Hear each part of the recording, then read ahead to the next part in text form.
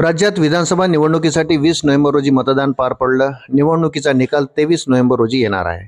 त्यामुळे राज्यात कोणत्या पक्षाचं सरकार येणार, महाविकास आघाडी की महायुतीचं सरकार येणार, या निकालाकडे राज्याचं नाही तर देशातील जनतेचं लक्ष लागलं आहे. याबाबत आता अनेकांनी वेगवेगळे दावे केले आहेत. दरम्यान मतदान झाल्यानंतर एक्झिट पोलचे अंदाजही समोर आले आहेत.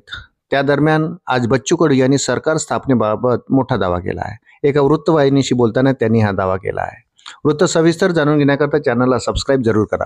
मतदानानंतर जाहीर झालेल्या एक्झिट पोलच्या अंदाजानुसार राज्यात महायुतीला सर्वाधिक जागा मिळण्याची शक्यता आहे, तर काही एक्झिट पोलच्या अंदाजानुसार राज्यात अपक्ष आणि छोटे पक्ष महत्त्वाची भूमिका बजावणार असल्याचाही अंदाज आहे.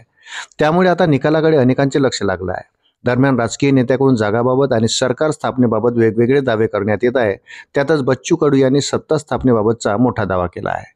आमचं सरकार येणार आहे, अपक्ष आणि छोट्या पक्षाचं सरकार बनेल आणि मोठ्या पक्षांचा बाहेरून पाठिंबा आम्ही घेऊ, असा दावा बच्चू कडू यांनी केला आहे. बच्चू कडू यांनी तिसरी आघाडी स्थापन केली आहे. विधानसभा निवडणुकीत जवळपास 1 महिना धावपळीत गेला. आम्ही 12ही महिने काम करत असतो, मात्र लोकांच्या कामासाठी पडणं आणि निवडणुकीसाठी काम करणं वेगळं असतं.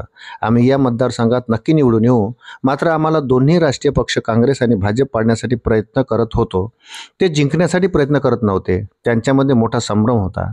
दुसरं म्हणजे महाराष्ट्रात 122 पैकी महाशक्तीच्या 25 ते 30 जागांवर आघाडी मिळेल आणि 10 जागा कोणत्याही परिस्थितीत निवडून येऊ शकतात, अशी परिस्थिती असल्याचं त्यांनी सांगितलं.